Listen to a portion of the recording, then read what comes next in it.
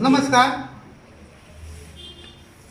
सार्वत्रिक निवडणूक नगरपंचायतच्या निवडणुकीनंतर मी आपल्यामार्फत प्रथमच कणकवलीकरांसाठी आणि तुमच्यासाठी प्रथमच पहिली प्रेस घेत आहे.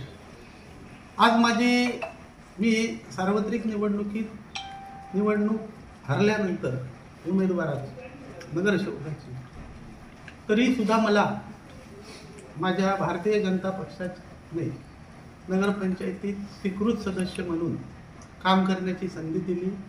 त्याबद्दल सन्माननीय नारायण राणे साहेब, सन्माननीय रवींद्र चव्हाण साहेब, सन्माननीय पालकमंत्री नितेश राणे साहेब आणि सन्माननीय आमचे समीर नलावडे साहेब आणि आमच्या असंख्य कार्यकर्त्यांची इच्छा होती आणि मला त्यांनी संधी दिली. त्याबद्दल मी सर्वप्रथम आणि आमचे जिल्हाध्यक्ष सन्माननीय प्रभाकर सावंत साहेब या सर्वांनी माझ्या नावावर शिक्कामोर्तब केलं आणि कणकवलीची परत एकदा सेवा करण्याची संधी दिली. त्याबद्दल मी या सर्वांचे आभार मानतो.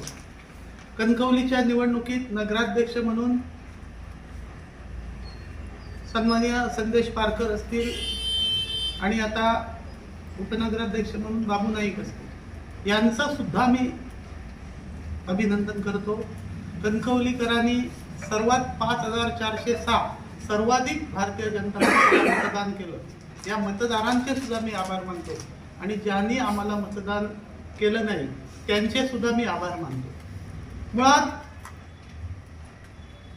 कणकवलीच्या जनतेने आम्हाला 9 नगरसेवक देऊन 17 पैकी बहुमत दिलं होतं आणि या बहुमताच्या जोरावर कणकवली एक दिल्लीला कणकवलीकरांनी कौल म्हणून आम्ही सन्माननीय आमचे नवनिर्वाचित सदस्य जे राकेश राणे आहेत यांना आम्ही पक्षाने उमेदवारी दिली होती.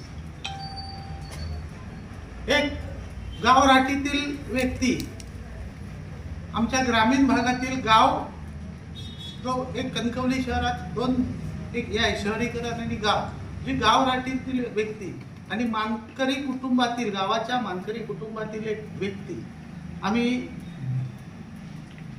उपनगराध्यक्ष पदाला आमचं बहुमत असताना आम्ही दिलं होतं. यापूर्वी याच गावातील व्यक्ती म्हणजे आमच्या राणे साहेबांनी सन्माननीय किशोर राणे उपनगराध्यक्ष म्हणून बसवले होते.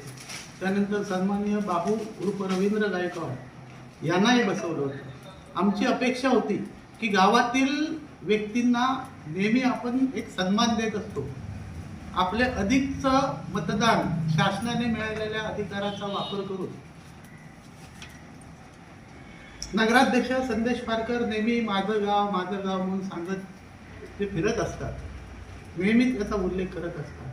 आज त्यांनी दाखवून दिले की ते गावाबरोबर राहिले की कोणाबरोबर राहिले हे आज या निमित्ताने त्यांचं गावावरचं वेगळी प्रेम समोर आलेलं आहे. असो, आमचे 9 नगरसेवकांनी ही स्वीकृत यापूर्वी मी जनतेला आश्वासित करू इच्छितो की आमची जरी सत्ता नसली तरी तिथे नगरपंचायतमध्ये आम्ही नेहमी आहोत. कोणतेही काम जर असलं तर कोणत्याही बिनधास्त काम आमच्याकडे घेऊन या. आमचे 9 नगरसेवकांनी मी ते केल्याशिवाय ते मार्गी लावल्याशिवाय राहणार नाही. मग पदावर कोण असो अगर नसो, पदावर असलंच पाहिजे काम करण्यासाठी, याची गरज नाही हे दाखवून दिल्याशिवाय राहणार नाही. आणि याचबरोबर या कणकवली शहराचा आधीपर्यंत विकास आम्ही केला. आता जबाबदारी विकासाची त्यांची आहे. जी चांगली कामं सत्ताधारी म्हणून ते घेऊन येतील तेव्हा सर्व आम्ही 9 नगरसेवक आणि मी एक स्वीकृत नगरसेवक त्या चांगल्या कामांच्या 100% पाठीशी राहू. जर चुकीचं काय असेल तर जनतेसमोर आणि आपल्यामार्फत आपल्यासमोर नक्की आणलं जाईल याचा कणकवलीकरांना मी आज शब्द देतो आणि इथेच थांबतो. धन्यवाद.